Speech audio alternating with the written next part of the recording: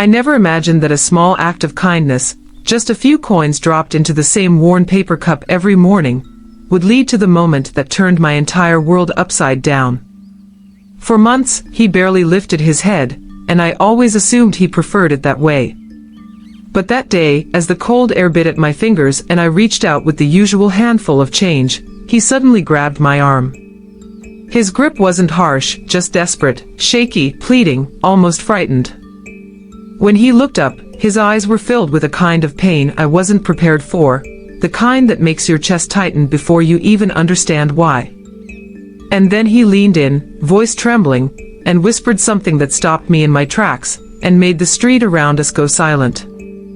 If stories like this touch something in you, feel free to like, subscribe, and turn on the bell. It helps us stay connected in a world that often moves too fast. I didn't realize how much a routine could become a thread in the fabric of your life until the morning it snapped. For almost a year, I walked the same route to work, passing the same storefronts, the same bus stop, and the same man sitting quietly beside the newspaper box. He never asked for anything. He simply sat there with a stillness that made him almost invisible to the rush of the city. At first, I only gave him spare change out of a sense of basic decency, the way you might hold a door open or nod politely to a stranger. But over time, something about him lingered with me, the way he always muttered a soft thank you without looking up, the way his shoulders hunched as if he were trying to fold himself smaller, the way the world just streamed past him without noticing. I grew up believing that kindness didn't need a reason. Maybe that's why I kept giving, even on days when I barely had enough for myself. My parents weren't wealthy, but they were good people, and they raised me to treat others with a gentleness that felt old-fashioned now. My mother used to say, sometimes the smallest gesture saves someone's day, even if you'll never know it. I held on to that, maybe too tightly. I didn't tell anyone about the man. My husband at the time would have called it pointless, and my friends would have warned me to be careful, but something about him made me feel strangely responsible, as if acknowledging his presence meant I couldn't just walk away from it. Yet for all the months I watched him, I never expected him to notice me in return. That's why everything felt so surreal the morning he grabbed my arm. It was early, colder than usual, the kind of morning where the wind stings your eyes and makes everything feel sharper. I was already distracted, thinking about deadlines, bills, the way my life had begun to feel like a long stretch of obligations with no room to breathe. As I pulled a few coins from my pocket, I saw him shift, not much, just enough for me to notice. When my hand extended, his hand reached out faster than I could react. His fingers wrapped around my wrist, not hurting, but firm enough to startle me. I felt a jolt of fear rise in my chest, the instinctive kind you don't rationalize. But when I looked down, the fear dissolved into something heavier. His eyes, usually hidden beneath the brim of his worn-out toque, were suddenly wide open, staring straight into mine with an intensity that made my breath catch. There was fear in them, yes, but also something deeper, a sort of breaking point, as if this moment was his last chance to say something he had been swallowing for far too long. For a second, neither of us moved. The street noise faded, and all I could hear was the pounding of my own heartbeat. He looked exhausted, not just physically but in a way that made me wonder how long someone could carry that much weight and still keep going. I didn't know what to say, so I quietly whispered, "Are you okay?" That was when he leaned closer, his voice barely audible, and spoke two shaky words I had never expected to hear from a man who had never spoken more than a thank you. "Not safe." My stomach tightened. Something in his tone, urgent, trembling, sent a chill through me. I wanted to ask what he meant, but he squeezed my wrist gently, shaking his head as if warning me to stay silent. Then he let go just as quickly as he had grabbed me, pulling his hand back to his lap and lowering his gaze like nothing had happened. I stood there frozen, torn between walking away and kneeling down beside him to demand an explanation. But before I could decide, a passing car honked at someone, snapping me out of the moment. He didn't look up again. He just sat there, shoulders trembling slightly. The whole encounter lasted less than a minute, yet it unsettled me for the rest of the day. At work, I couldn't focus. His words echoed in my mind, twisting into questions I didn't want to ask. Not safe from what? Not safe from who? Not safe here, or not safe, me. I felt ridiculous for how much it got to me, but the feeling wouldn't loosen its grip. By the time I walked home, I had convinced myself he might have been struggling with mental illness, maybe confused, maybe imagining things. Still, a part of me felt uneasy when I passed the spot where he usually sat and realized he wasn't there. The next morning he was still gone. And the morning after that. On the fourth day, something in me cracked open. I didn't know this man. I didn't owe him anything. And yet his absence gnawed at me in a way I couldn't explain, as if those two whispered words had tied my life to his without my permission. I had no idea then that this was only the beginning, that his warning, cryptic as it seemed, would pull me into a truth far larger and more dangerous than anything I had imagined.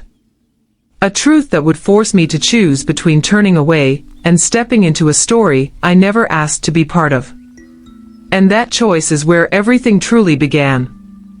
For days after he disappeared, I felt as if I was moving through a fog, trying to make sense of something that refused to fit neatly into logic. Not safe. Two simple words, yet they clung to me like a shadow. I kept telling myself I should just let it go, that whatever he meant had nothing to do with me, but the truth was harder to swallow. I didn't know how to walk away from something that felt unfinished. On the fifth morning, I changed my route to work on impulse. I told myself it was nothing more than curiosity, but deep down, I knew I was looking for him. I checked the side streets, the alleys, the warm air vents behind the grocery store where some of the unhoused warmed their hands. Nothing. It was unsettling to realize how attached I had become to someone whose name I didn't even know. And yet the absence of that quiet, familiar figure made the city feel different, emptier somehow, as if a piece of its rhythm had slipped out of place. I tried to resume my life, but the warning gnawed at my sleep, turning into vivid dreams where he would reach for me again, whispering the same words as the world around us blurred into danger I couldn't see. I wondered if he had been running from someone. Or something. A week later, as I walked home through a light drizzle, I spotted a shape near the side of an old community center, someone huddled against the wall, knees pulled to their chest. Something in the posture made my breath catch. And when he lifted his head, it was him. He looked thinner, paler, as if he had been living on fear alone. His eyes widened when he recognized me, not with relief, but with worry, like he hadn't wanted me anywhere near him. I approached slowly, giving him space. "I've been worried," I said softly. He shook his head, voice hoarse. "You shouldn't be here." The rain drummed lightly on the pavement between us, and for a moment neither of us spoke. Finally, I crouched down, trying to meet his eyes. "Tell me what you meant," I whispered. He hesitated, glancing around as if someone might be listening.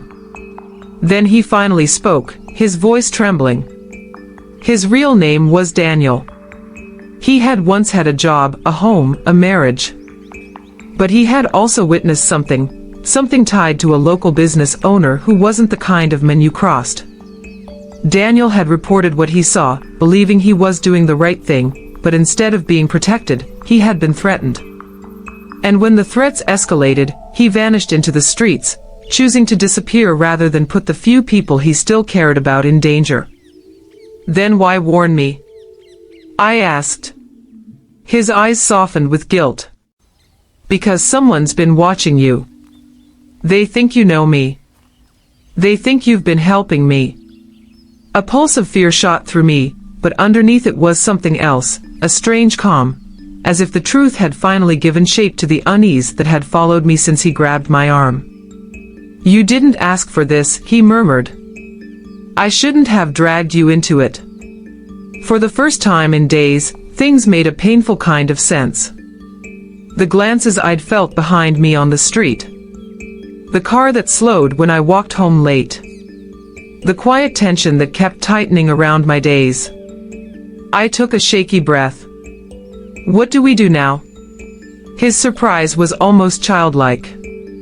Maybe he expected me to walk away, that any normal person would. And maybe a younger version of me would have. But I wasn't the same woman I had been a year ago.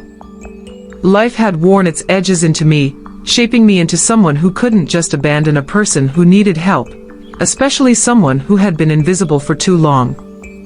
Daniel told me he had been trying to gather proof of what he witnessed, but he couldn't do it alone.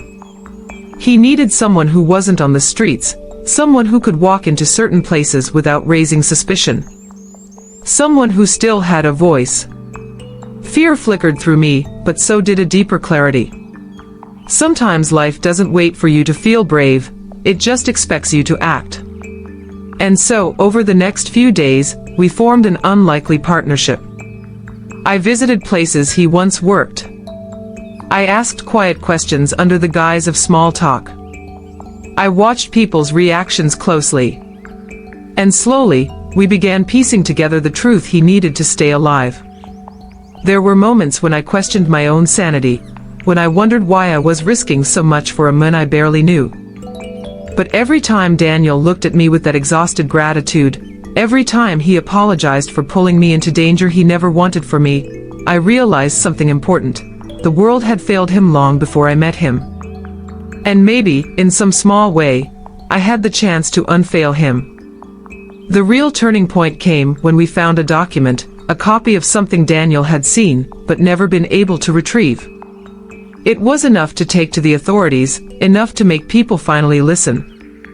And when everything came crashing into the open, when the person who had threatened him was finally confronted, Daniel cried, not from fear, but from the release of carrying a burden alone for too long.